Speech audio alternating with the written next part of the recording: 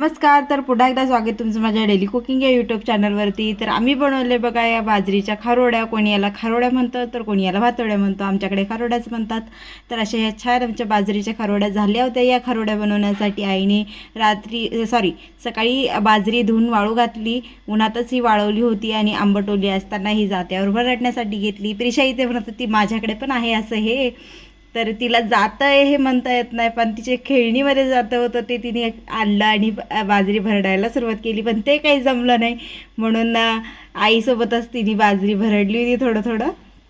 आता मग आई बाजरी भरडती आहे आणि माझ्या आजीचं चालू आहे बाजरी चाळण्याचं काम. तर पिठाच्या चाळणीने ह्या कण्याच्या आहे त्या चाळून घेतल्या. पीठ सेपरेट आणि कण्या सेपरेट. ह्या बघा अशा कण्या सेपरेट झाल्या आहे पिठामधून. पीठ काढून घेतलं आणि या कण्या ज्या आहेत त्या भिजू घालून दिल्या. तर पहिल्या दिवशी रात्री या कण्या भिजू घातल्या. आता या कण्यावरचा आईने भुसा काढून घेतला. आता ही आमची दरवर्षीची बकेट आहे बघा कण्या भिजू घालायची. या कण्या रात्रभर भिजतील आणि दुसऱ्या दिवशी रात्री या कण्यावरच आपल्याला पाणी बदलायचं आहे.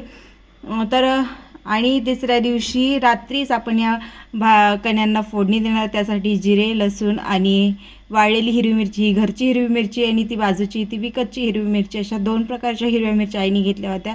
तेल चांगलं कडकडीत तापलं की जिरे टाकले. जिरे चांगले तेलामध्ये फुलले की लसणाची पेस्ट टाकली. लसूण पण चांगलं तेलामध्ये परतून घेतला. त्यानंतर आता हे लाल मिरची टाकणार आहे. आता एवढ्याशा पातेल्यात फोडणी का, तर याचं कारण असं की मोठ्या पातेल्यामध्ये थोडंसं तेल घालून आपण फोडणी करू शकत नाही. तेल पसरतं पातेल्यामध्ये. छोट्या पातेल्यामध्ये चांगली अशी फोडणी दिल्या जाते, त्यामुळे छोट्या पातेल्यामध्ये आईने गॅसवर फोडणी देऊन घेतली. आता जाऊया टेरेसवरती, चूल पेटूया, कारण कण्या ज्या आहेत त्या चुलीवरच चांगल्या शिजल्या जातात.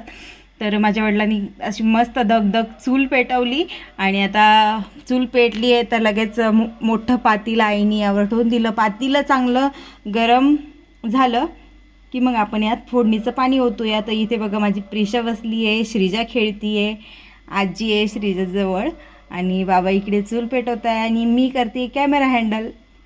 तर पातेलं चांगलं तापल्यानंतर फोडणीचं पाणी ओतलं. त्यानंतर भरपूर असं पाणी यामध्ये आईने टाकून दिलं होतं. जवळपास अर्धा हंड्याच्या वर आईने इथे पाणी टाकलं होतं. मोठा हंडा बरं का.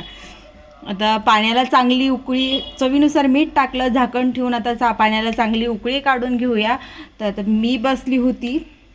पाण्याला उकळी येते तोपर्यंत ना आईने पाण्यातून ह्या कण्या ज्या आहेत त्या टोपलीमध्ये काढून घेतल्या पाणी निथरण्यासाठी. या सर्व कण्या या टोपलीमध्ये काढून घ्यायच्या. हे बघा हे कण्याचं पाणी खालचं. त्यानंतर यावरती पाण्याचा असं शिंपडा मारून द्यायचा, जेणेकरून आपली खारोडी जी ती आंबट लागत नाही. आता बघा वारं खूप सुटलं होतं. हा चुलीतला जाळ जो येतो बाहेर येत होता सारखं पाण्याला लवकर उकळी येत नव्हती, म्हणून मी बसले आणि पटकन या पाण्याला जी ती उकळी आणून घेतली. आता पाणी आपलं छान असं खळखळ उकळलं आहे आणि या कण्या ज्या आहेत त्या मी हटणार आहे आता, कारण चिकापेक्षा कण्या हटणं खूप सोपं आहे. आईने या कण्या ओतल्या आणि मी मस्त हे हलवून घेतलं. तसं तर माझ्या हटण्याने आईला समाधान भेटणार नाही. आई शेवटी हटणारच आहे, तिचा हात लागणारच आहे. तर बघा माझा हटून झाल्यानंतर आईने चाटू घेतला आणि मस्त गरागरा असा फिरवला. त्यानंतर परत एकदा मी फिरवलं, कारण मला खूप मजा वाटत होती हे करायला. आता झाकण ठेवून हे कण्या शिजून घेऊया. अधूनमधून झाकण उघडायचं आणि खालपर्यंत ह्या कण्या ज्या आहेत त्या हलवून घ्यायच्या. नाहीतर काय होतं ना, चुलीवर आहार जास्त आहे, कण्या खाली चिटकतात. आता कण्या शिजत आहे तोपर्यंत आईने पीठ हे जे आपण चाळून घेतलं होतं ते पीठ भिजून घेतलं. कण्या शिजत आल्या की मग ते पीठ आपल्याला ओतायचं आहे. आता आमच्या कण्या ज्या आहेत त्या शिजत आलेल्या होत्या. खाली बघा पातेल्यामध्ये पाणी गरम होतं आहे. जसं जसं पाणी लागत होतं ना तसं तसं आई वरतून टाकत होती. आमच्या कण्या आता जवळपास शिजल्या होत्या. तर हे जे पीठ काढून ठेवलं होतं ते मी यात ओतून दिलं. आईने मस्त असं हाटलं याला आणि जसं लागन तसं आई यामध्ये पाणी टाकत होती. आपला डबल शेगडीचा, 2 शेगडीचा, 3 शेगडीचा गॅस असतो, पण चूल अशी आहे ना की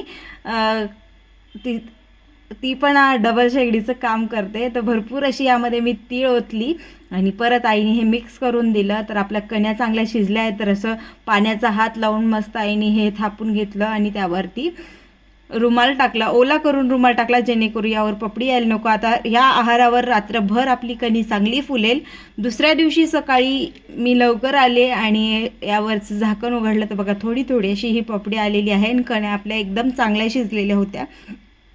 आता थोडं थोडं काय करायचं ना, एका पातेल्यामध्ये हे मिश्रण काढायचं आणि खारोड्या थापायला घ्यायच्या.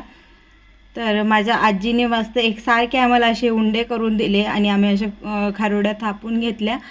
सुरुवातीला आई थोड्याशा करू लागली, नंतर आई गेली होती खाली, खालचं कामं आवरायला, देवपूजा वगैरे सगळंच राहिलं होतं, कारण आम्ही सकाळी खूप लवकर आलो होतो या खारोड्या थापण्यासाठी. ऊन व्हायच्या आधी या खारोड्या थापून घ्यायच्या, नाही तर खूप कंटाळा येतो बघा उन्हामध्ये हे काम करायचं. तर आमच्या ऊन होण्याआधीच सगळ्या ह्या खारोड्या ज्या आहेत त्या थापून झाल्या होत्या. तर बघा एवढ्या आमच्या 4 किलोच्या खारोड्या बनवून रेडी होत्या, थापून रेडी होत्या. या दुपारी येऊन परत यांना उलटवायचं म्हणजे खालचा भाग पण चांगला वाळेल. आमच्या इथे खूप आवडतं, केल्या की महिना 2 महिन्यातच या सगळ्या खतम होऊन जातं. तर इतक्या आवडतं आमच्या घरी सगळ्यांना. तर 4 किलोच्या आमच्या एवढ्या खारोड्या बनवून रेडी आहे. तुम्हाला माझे व्हिडिओ आवडत असतील तर प्लीज व्हिडिओला लाईक करा, शेअर करा, चॅनलला सबस्क्राईब करा.